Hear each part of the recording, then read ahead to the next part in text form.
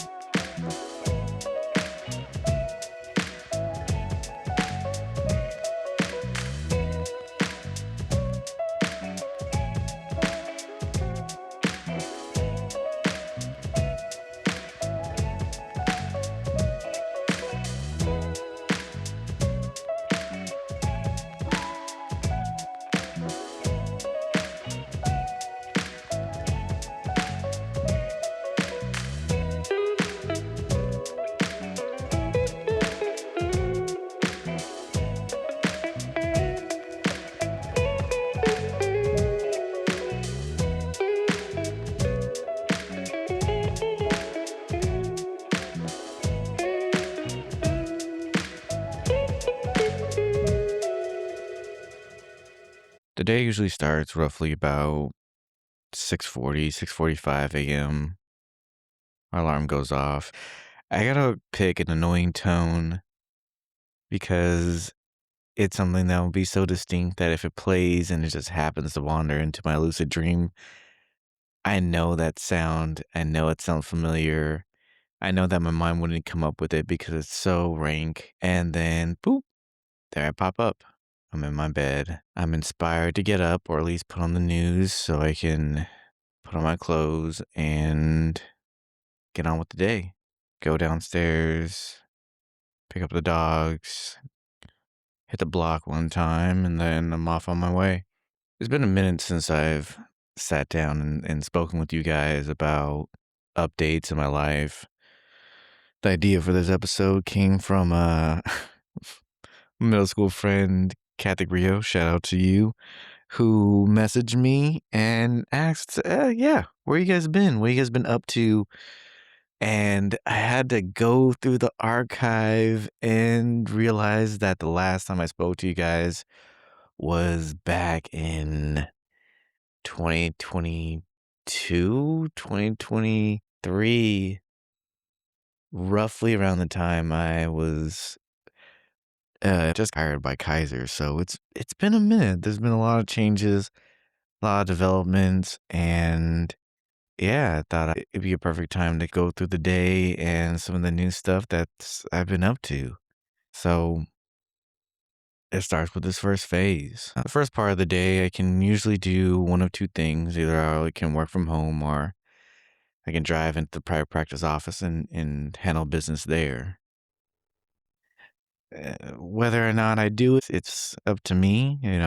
Entrepreneur, you have some flexibility with life, and I get to structure my day very differently. And so in 2023, I was employed with Kaiser for a year. It was in child psychiatry here in Santa Clara County. Nice job. It was great. It took a bit to get accustomed to the workflow. Over time, it just kind of was overwhelming. There was a period in which I saw roughly 90 to 100 kids each month, having to fit them all in, challenges with scheduling. At one point, it was a serious strain on my mental health and brain power, cognitive ability. And at other times, it was fun and engaging because it challenged me to develop an approach that was malleable, that was flexible, that could be applied to anybody, and really immerse myself in my work, show up into the room in a way that I could be authentically me, and then the interventions naturally flow through me. Some interventions didn't fit all the way perfectly, and I was able to experiment with the multitude of sessions.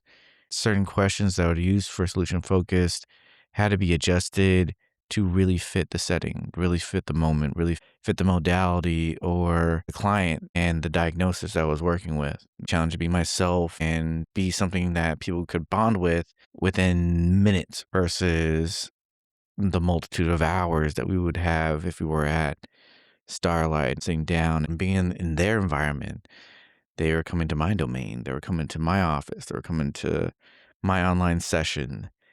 And it just all conditioned me to be in a place to be fluid on the go and to do that solely on my own because I had a wonderful supervisor, but just couldn't do as much as I needed. Whether it was trying to see one particular client more frequently or being able to give this particular client resources. These were just things just out of their scope, out of their realm of what they could conjure, either because of their limited ability, the number of clients that I had, number of tasks that they had to do, or just upper management. Yeah, they're just handcuffed. And so a lot of it was just being able to be competent enough to work on the fly, make what happen, and just be exemplary. And so a lot of good stories, a lot of good moments with clients, but all that came to an end when we hit a strike in 2022. We had known about it. We had been out of our contract for about a year and they were still negotiating. They had to set a date in mid-August and the date came and we all hit the picket lines. And initially I thought it would be for maybe a week and we'd be back, but the whole strike lasted about like 3 months. So it sent a lot of our team into a place where we had to find other positions. And yeah, a part of me was curious as what to come, very nervous, kind of hopeful to go back to work and be a Kaiser and just kind of be through with it. But in the end, it just didn't, we just didn't get there. And the more time out that I spent out of in child psychiatry, the more resentment I felt towards going back and working for the same agency. I think that there's a lot of challenges when you're working for somebody else. They dictate the workflow, they dictate the time, they dictate the sometimes resources and the things that you can do. Sometimes that's good because that takes some things off your plate and you don't have to think about them. And there's some things that makes life harder and restrictive. When it comes to the mental health field, there's some instances where your creative liberties or the way you go about things or the way you go about helping clients, of course, within the realm of scope and practice, following the Board of Behavioral Sciences, of course, is very limited by what this upper entity can provide and dictate.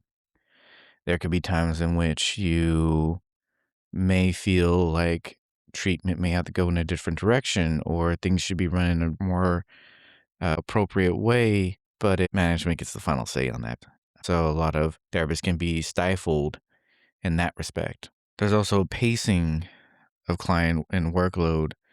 Quite often we're pressured to pursue this goal of productivity, being able to see a certain number of clients for a certain number of hours, given a certain time period, despite rain or shine or grief and loss or feeling of inadequacy or the luck of having a bad manager. Regardless, you're pinned to this, and sometimes that can be significantly stressing. And so quite often we're propelled to choose other avenues that provide more resources, more flexibility, more benefits that are either appropriate to the given setting and the demand of the work, or you venture out and you find something that you can lead your own. So for me, it began with, well, now that I'm out of work, it'll be a great opportunity to start my own private practice. And that I did.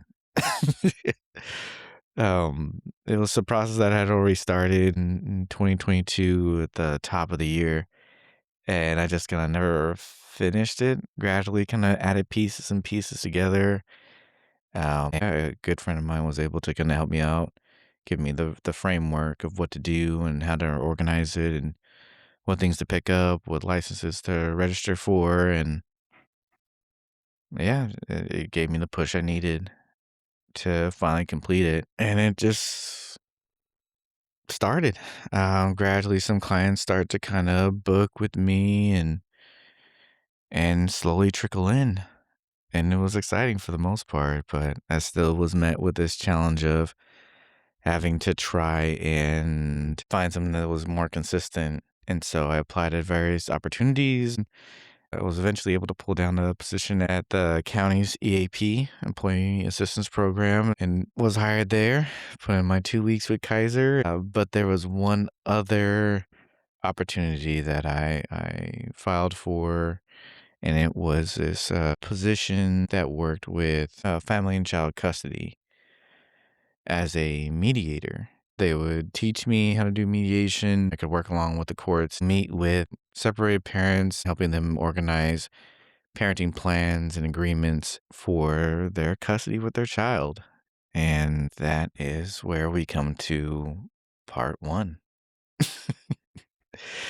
So part of my day begins with mediation, is working with these separated parents and organizing parenting time, custody agreements, and everything else underneath the sun in order to come up with sufficient boundaries and expectations, a certain process parents will follow to relay information in order for them to, well, so usually what I say is so that they can parent smoothly and their kids get the best out of the both of them. And so how the process goes is usually the courts will meet with the parents after a filing. They'll be directed to mediation because that is their first opportunity to fully discuss the items at hand, the items that are outstanding, giving them an opportunity to arrange a plan amongst themselves because that is the opportunity that will provide the highest success rate of long-lasting change, something that they are more likely to follow through with. Quite often when they come to see me, this is one of the first times they are able to actually have a discussion about the topics at hand. Whether there'll be conflicts about vaccines or certain vacations that are coming up or how they want to arrange their holiday schedule. those things may not have been discussed amongst them before because things have been so heated or because they've just needed a mediated party to be neutral within their conversations. With my therapeutic experience, there are some times where we might be doing some form of in-depth discussion about their wishes, their needs, their concerns, their worries, and how best to ameliorate that or how they can both work together. And so there I am working my magic. And some days it's really good. It's really nice to see some parents come in and be transparent and be honest and vulnerable about the shift in time between households, how they're navigating this process, how they're supporting their child, what they feel like the child needs now, and how best they could collaborate to address it. And there's other times where it's just hard. It is ones where no one wants to compromise. No one wants to give up what they want, or no one wants to have that shaped any differently. And we have to sit in that impasse and roll with it. I think there's sometimes where it also gets pretty tough when there are some legitimate safety concerns or questions that are left unanswered. And all that we can do is get as far as we can and create a plan for the meantime until they go before the judge. Whenever mediations don't end with an agreement, those outstanding issues go for a final ruling and that be that. I think there's sometimes where I'll sit with some parents and some anxiety comes up.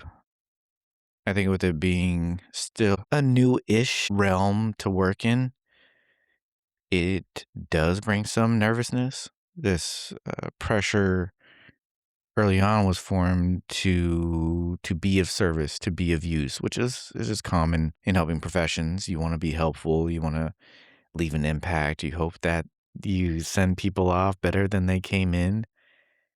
And for a long time that wasn't that. I can admit that there was a period in which this process was very hard to adjust to, because there was a lot of emotion, because it felt like there was a lot of weight, a lot of things at stake, and not knowing how they would leave or what would happen beyond these sessions would be sometimes a little nerve wracking.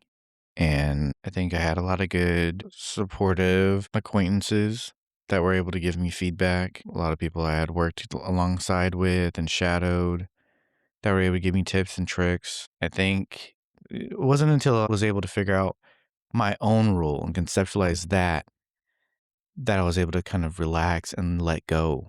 In mediation, eventually I was able to see my role as someone that is able to support these parents in navigating this difficult process of splitting, being their guide into this new frontier where they didn't imagine they would be or never hoped that they would be. And they come in after believing that they would find this person and have this beautiful child and deeply wanting to give them this special gift of a family, of supportive parents who would love them and give them the world. And they fall short of that.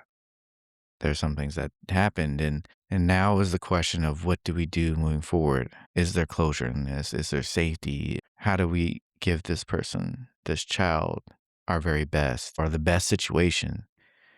What's in their best interest? And for many people, this is their first time.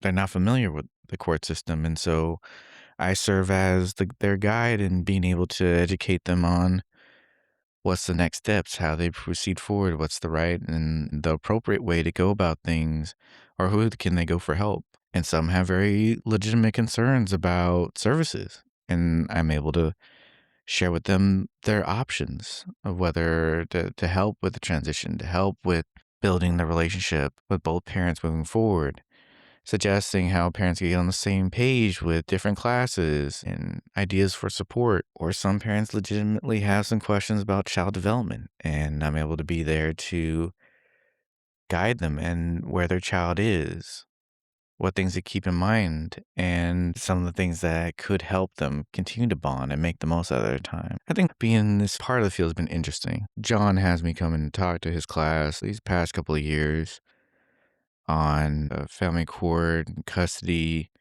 in mental health. Mediation isn't like regular psychotherapy, and you're exposed to a lot more than one normally would, let alone what a therapist would. I can definitely see why there are a lot of therapists out there that shy away from custody issues when it comes to therapy. I can understand that it takes a toll and all the sides will have different stories. I think the biggest piece of it that has weighed on me is this idea of redemption, that there is a way or a path forward or a way back to something special, to rebuild, to reconstruct, and being challenged to conceptualize that piece. This has been something time and time again I've had to wrestle with. There's been some parents that come in who have had probably horrible breakups with their former partner, and they're able to share or at least work through some of those things so that they could get to a good place for this child. Some of them have legitimate hurt and worries. And if the other parent is receptive to those things, is mindful, is patient, and is able to follow through and build trust, they are able to get back. And there's been some families have been able to kind of see the results of that. There's some that have had issues with substances and again have gone through the steps, have been consistent, have followed through, have been in communication, have earned that trust back from the other parent. And again, the child benefits from that as the parents work together. And so I think it's inspired me in my own life to really hold myself accountable to not ever solid no things and really being able to think about an idea or a path to redemption, or that there is ways that some people can work their way back into my life and perfect being fine with it if they don't. It's the idea of closure. We can move forward if these things can be achieved. I think there's also a realm of conditions that also can be established of moving forward as well. There's been plenty of times where I've had conversations about moving out of state, and before the idea of conditions, it would be a solid no. I love San Jose, and this is where I'll always be. But working through this realm, working this practice, has definitely opened my eyes and opened my mind to, well, if I was going to, what would be the conditions? What would I need to see in order to say, I can move to Texas, Denver, Seattle, if it was the right time? Would I have to be with somebody? Would I not? What kind of job? Would it depend on the payment, the amount of money, where I am in my life? And some of those things are solid, like very clear yeses. And then it creates the possibility or the openness of the idea that it could happen. There is a way. And if I will it, if I make the moves, the right moves towards it, and I'm intentional with it, then that's achieved. That's easy peasy, baby. I think being in this part of the field has definitely opened my mind to things. It has got me also very much more curious into relationships and seeing and observing family dynamics and doing the work to deepen those relationships with other people. And so for those who are interested in working in child custody, it's not for the faint of heart. It has its ebbs and its flows, and hopefully you're able to find a community that can support you through being in it and working in it. It does call for some balance. I definitely have talked to other professionals in it who do need an ebb and flow, who do need to have balance, who do change some things from time to time, and definitely still is a rewarding part of the field to be in. For those going through child custody or separation and divorce, my heart goes out to you because it's not an easy process, even though I'm on the other side of things. I think the best advice I can give to those who are going through it is just being patient, going through the steps, taking care of yourself along the way, because it's not easy. It's a long battle. There's some times where it just drags on and on and on. And I think there's many people that want to give up, but Just being able to be in the room and share your voice and get a verdict and get a decision is important. And I think there's a lot of times where it's reasonable for parents to disagree on things. And I think there's a lot of people who feel like going to court and having to go to court is a burden and a frustration or a sign of their failure. And I mean, we'd end up here regardless because you guys disagree so strongly. Because there are some people that are weary about vaccines, reasonably so. There's some parents that are going to conflict on whether kids should be left home alone or not, reasonably so. There's some who have different ideas of how certain holidays should be arranged and whether they should split Thanksgiving or not, whether the child should travel out of the country or not, and what's the protocol for that.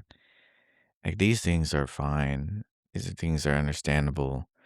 It would be very easy and ideal if we could solve all these agreements, but everyone has different ideas of how their relationship with the child should go, what their child should be able to do, when is the right time or the wrong time to do certain things with your child, and it's natural for them to require somebody to kind of help guide the path when they can. And so take your time.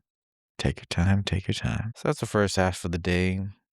Usually I will break it in half by taking lunch because that's a full morning, full day process. And yeah, it takes its toll. One of my things for sure is just being able to manage my time wisely, making sure my days are full of different things, but for sure, definitely midday, it has to be some sort of walk or getting outside and letting the sun touch my face because being in front of a computer all day, it has its consequences. So yes, getting outside, getting some food is always good.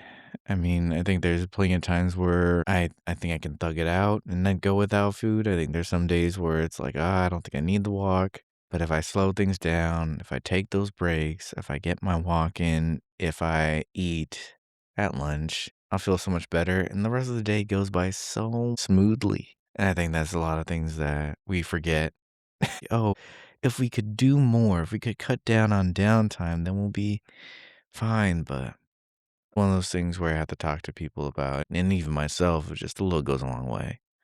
So, so I take the break. After that, I usually glide into the second half, which is we slide into sessions. My private practice is mainly built up of seeing clients from a variety. Majority of my experience is in child therapy, families as well.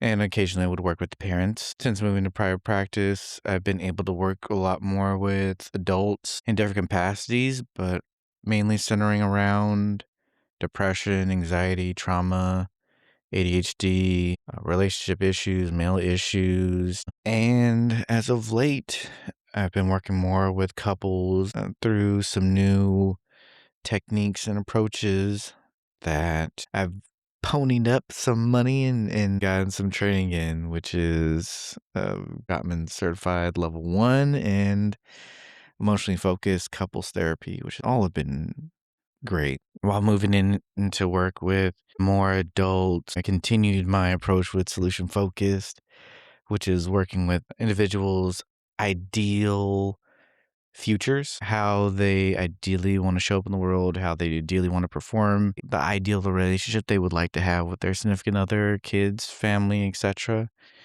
Being able to explore that and create steps to move closer to those things. With that, I've also become much more existential, exploring anxiety and how that conflicts with their sense of self and well-being, as well as I've come a lot more Adlerian, which is emphasizing an individual's choice and direction when it comes to their life, relationships, and experiences of being in the moment. All of which have been very exciting, and I've been able to kind of treat each vastly differently. I think my work with kids, now that I have my own space, because I was able to acquire my own office, has been able to keep the same feel.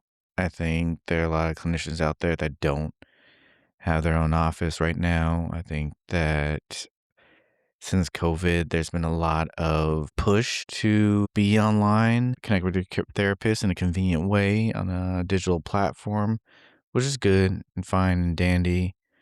I think from my time at Kaiser and having people come in to the office on a regular basis, I think it really resonated with me. It felt special. The connections, the laughs, the disclosures felt more personal. And so when the opportunity came, I felt like jumping on board on getting an office for my sessions. I'm still able to see some clients online. Some are still in the county, some further out, whatever's convenient for them. But the ones that do come in are special. And the ones that usually come in are the kids because, yeah, it's tough to kind of wrangle and hold attention online. Your man has a handsome face. He's well bearded, but the kids, I can only keep them for so long. And so usually they will come in, we'll talk a little bit, we'll break out the Legos or maybe a game of chess or Uno, and we're able to kind of hash things out. I think some therapy sessions with kids heavily relies on the rapport I build with them. For me, it's being able to kind of bond and connect with them and being able to understand how they see themselves, how they perceive their friends and their family, to understand how they feel their family and friends perceive them, their desires, their wishes, their hopes, their dreams, their aspirations, being able to align with that and understand their intrinsic and extrinsic motivations. And from there, being able to sit beside them and guide them into getting what they want, what they're hoping for. Of course, with kids, it's a two-factor job. Not only do you have to change how they think and have a better understanding of them, but also be aware of the family dynamic that's playing out, as well as how the parents are governing the system. How do they arrange things? How do they respond? How are they motivating the child, or at least deterring them or guiding them in these moments towards their dreams, through their anxiety, to building a relationship with friends, to earning privileges and excelling in school? And so with them, it's trying to get an understanding of how they handle things, what's their strengths and weaknesses, and then being able to instruct them in creating a system that will support the child in thriving and getting them from point A to point B to be more confident, to be more loving, to be more open, to thrive. There's a little bit of pressure when you work with families because there's this particular individual that you're trying to excel, but there are much more hands in the pot. And there's sometimes where there are some parents who put a lot of pressure on you to succeed, to create the changes that they're hoping for, to make something different. And it's easy to kind of get swept away in that, or to hear the strong desire for something to be different because you hear how frustrating and exhausting a particular issue can be. And for me, it's consistently grounding myself in the moment, grounding myself in the work, grounding myself in my experience, and trusting the process, knowing that I've done this so many times, done this so many different ways. And the fact that I am thorough and getting a clear understanding of what's happening, identifying a path forward and being firm on it, being willing to be flexible and confident that I can adjust if new information comes up or new variables come up or if new situations or circumstances come up, I'll be able to adjust. And knowing that therapy is this piece where we're consistently all working together. At the same time, I can only be responsible for my actions. Once clients leave this room, especially with children, what happens outside this room is up to parents. And so I'm hoping that what I've taught the client, whether it's coping skills or different things that we could say through role play, what I've instructed the parents to do with certain boundaries or rewards or praise, that we have agreed on to execute outside of session, trusting that they'll follow through with it. And when they do, when we succeed, then great. And if they don't, then we won't. Nothing changes if nothing changes is what I consistently iterate to my clients, and for parents, that's what it is. If the assignment's the assignment and then you don't do it outside of the session and nothing changes or things get worse, then what can I do? We talk about how come we didn't follow through? What difference does that make? Is there some hesitation? Let's iron that out, and then again, we're back in the same spot. I need you to go out and execute again. I think out of all of it, I can say I'm most proud of my work with kids. I think every child that has come in, I think it's always been special. My work with kids has always been so meaningful to me. Not too sure if it's because it reminds me of the kids that I used to see at my mom's daycare, or whether it brings me back to those moments where I'm actually helping those kids in the cabin at science camp, or just seeing how much life can be different on the other side for these little ones, and seeing that they're finally finding success for the first time, and seeing that they're really connecting the dots that, oh, my destiny's in my control. I think that is special. I think it's seeing the parents realize things are clicking, things feel easier, them finally figuring out the path of how I support my child. Like that's the joy in child therapy. I'm surprised there are not a lot of clinicians out there who like to work with kids. I can understand that sometimes it's tough, and man, is it worthwhile? Moving on with adults, I think that has been something that's been empowering. I think it's the sense of agency that they have. It's definitely different than working with kids because there's this complexity with life, that there are many different facets that they're juggling and that they're trying to understand. There's the past that they're trying to make sense of, while also making sense of the present and their current situation, while also trying to keep an eye on the future. And the squeeze that life puts on them is complex. And being able to be there for them in that moment and help them map things out in a way that's digestible and understanding, not see it as just this one big cluster of challenges, but seeing it as these different sections that each need their attention. And from those different sections, being able to designate certain goals or hopes for each one, and being able to recognize which one is a priority, what steps do I take towards each one, how do I make them tangible, how do I know which ones can wait, which ones are immediate, I need to take care of right now. And it becomes this task of being able to organize things in a way that allows them to breathe. From then on, we dive into this Adlerian piece of choice, and they get to choose the pace in which they go. They get to choose which one that they start off with. They get to choose how much of it they get to work on or have to work on each day. And they get to choose when to take a break from it, in a healthy way, of course. And I think with the adults I work with in individual therapy, that's the key. I think the insightfulness that they bring and the enthusiasm to the work and to the room is electric at times.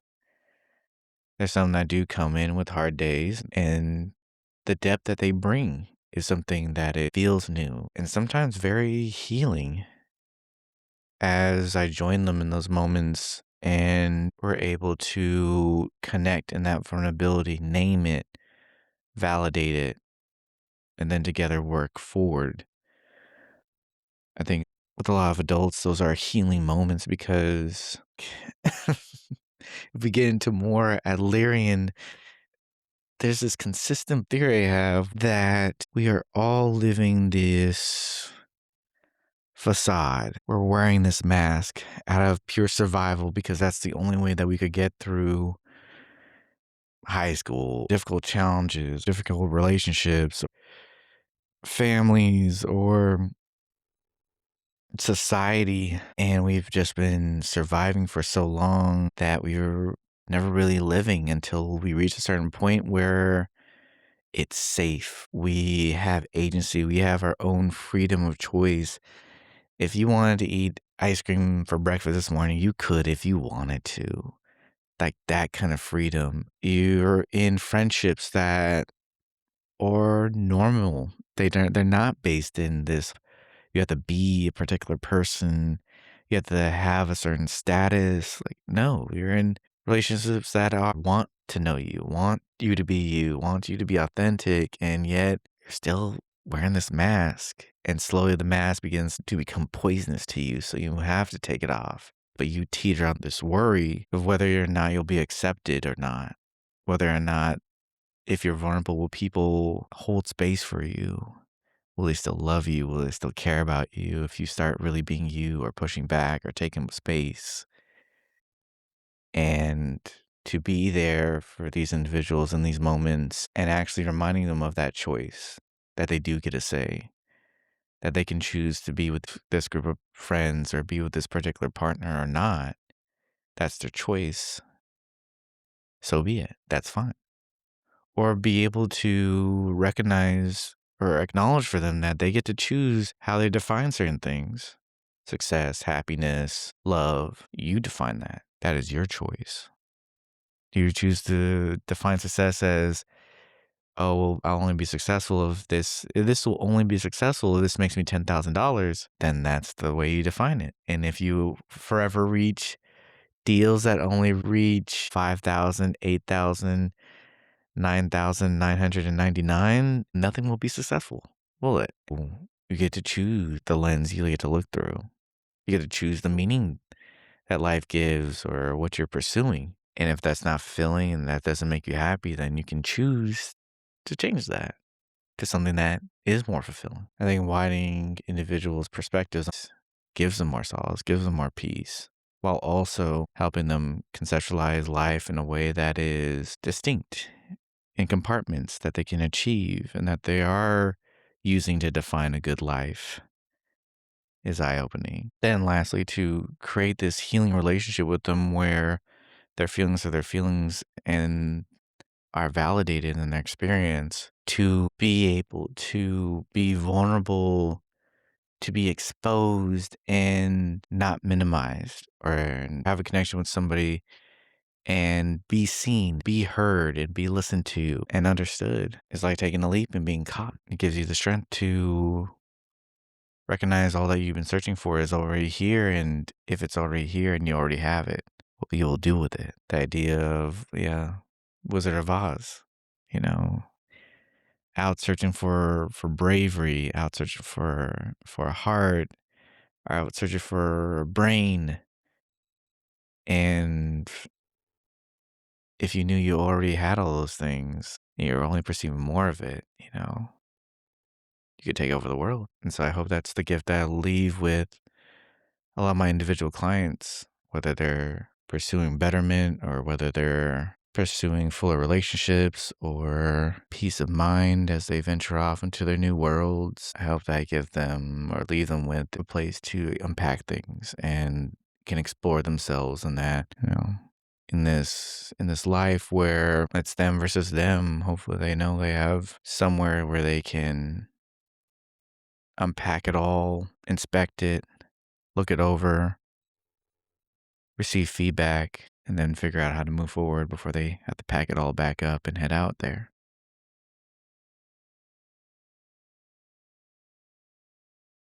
Well, couples, oh man.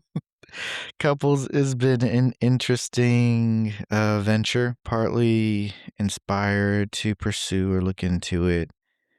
Um, the more I spent working with family court and child custody, a growing interest in understanding the dynamics two individuals experience while creating and building a relationship with one another was intriguing and very early on when I was studying grad school, it was something that I was very excited about, learning behind uh, Professor Gerald Shapiro, and then doing our psychology of relationships class.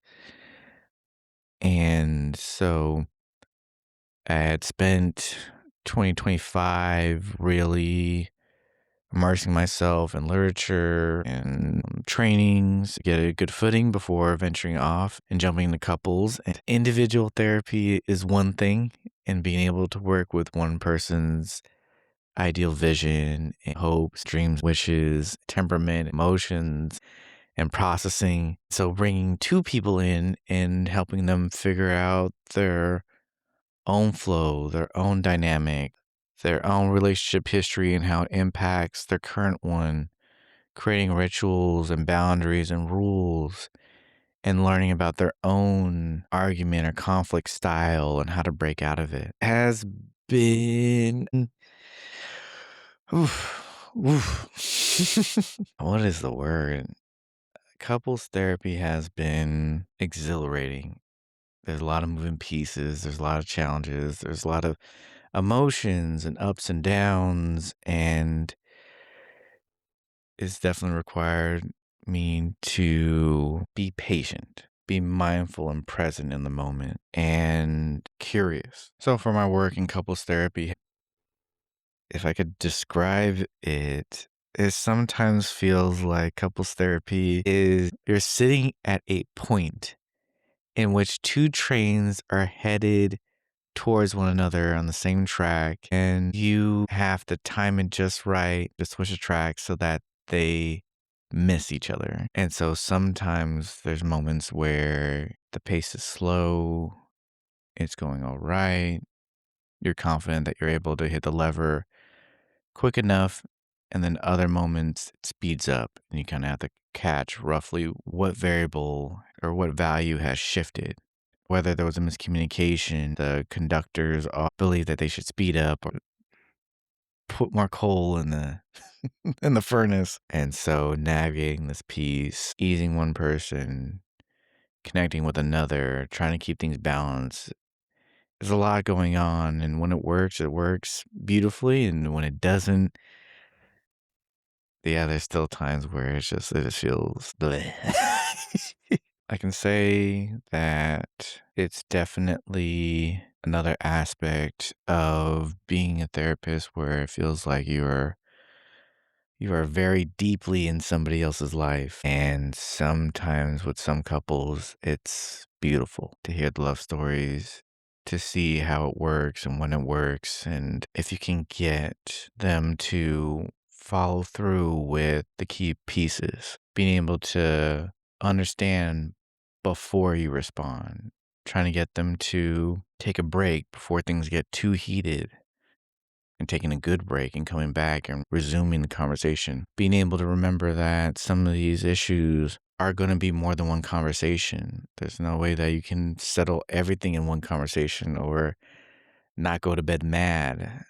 If you can be able to remember that you guys are a team and it's the relationship you guys are working on versus a debate or outright fight. I think being able to remember that the person you're talking to is somebody you love and who loves you and cares about you. If you guys can both show up and be vulnerable and hold space for each other, you guys will be fully experiencing the true love that you hope to have, not just a facade. And so it's beautiful. It's an art. It's a dance. It's a demonstration. And so the work is complex. Children, families, individual, couples. I think I'm very thankful to be in these moments and share these experiences with these people who come in. And it still is fascinating that a sudden message or a consultation call with people I don't know or barely know their name end up becoming people that you bond with so deeply after a matter of 2 months later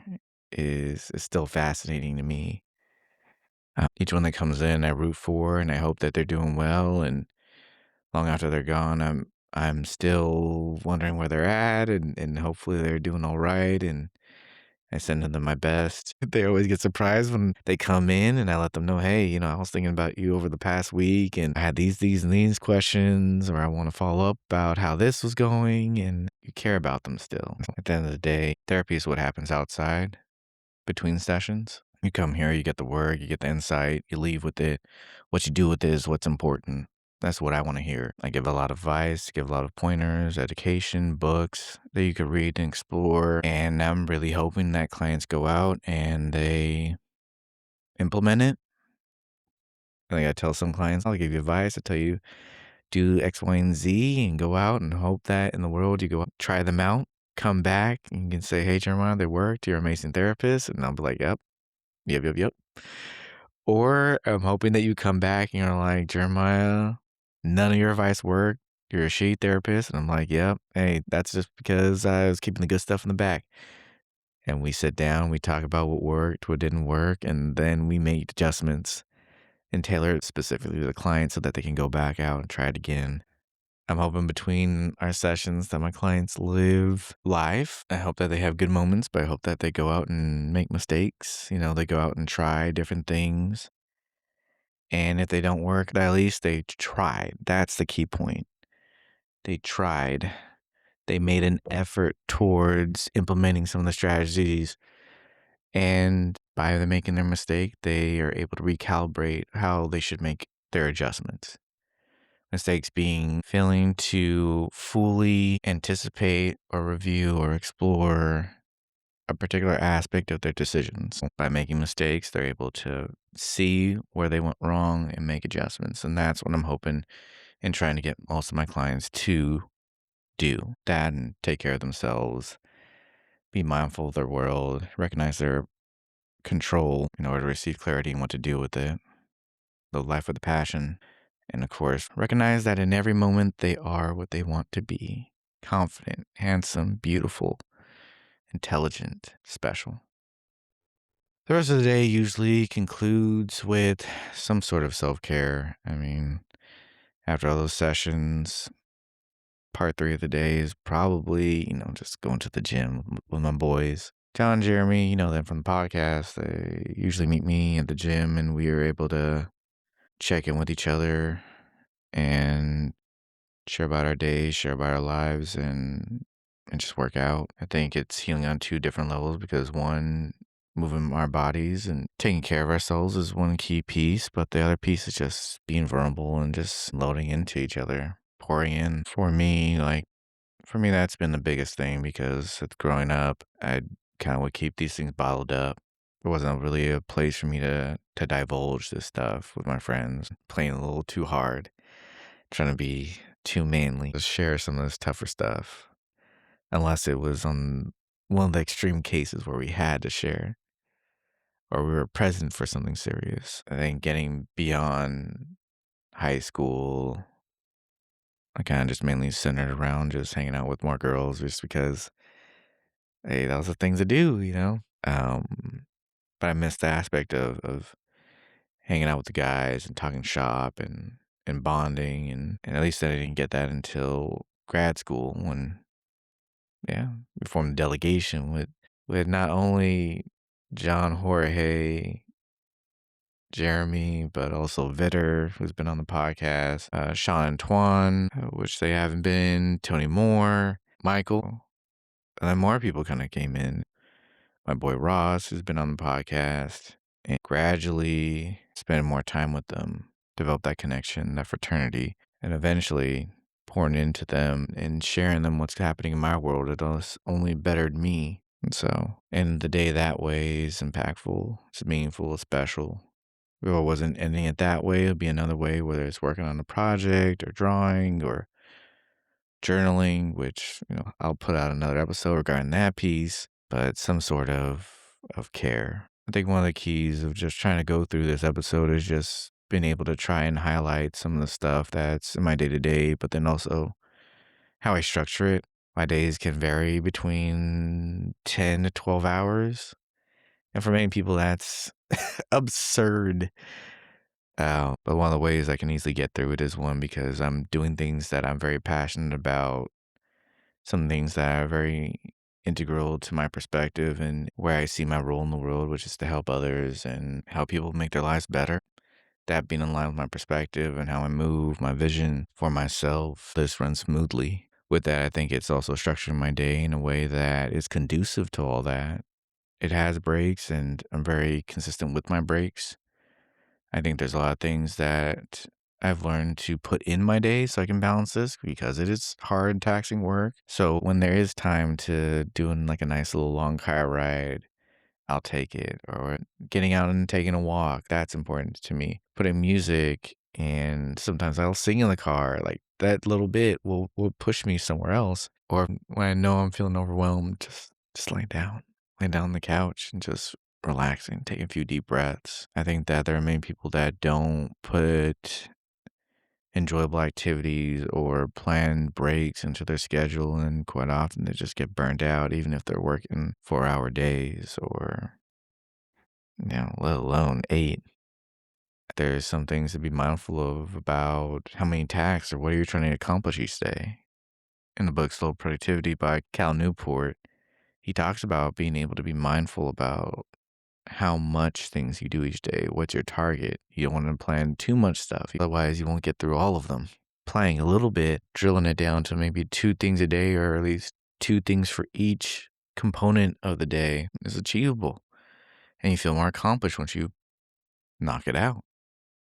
I think different people have different keys, different focuses, and how they structure their day. I hope that you know that structure matters.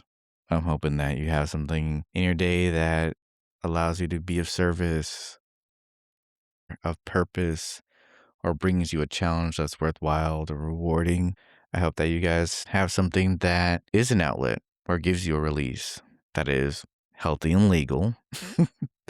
I hope that you guys have something that allows you to move your body, get some sunlight, even better. Something that is enjoyable, something that involves your community or connecting with somebody, or something that just gives you solitude, some peace, some self care. Be intentional with your day, be intentional with your happiness, your productivity. And I hope that you make the most out of your time here. Life is short, each day is special. Thank you again for tuning in.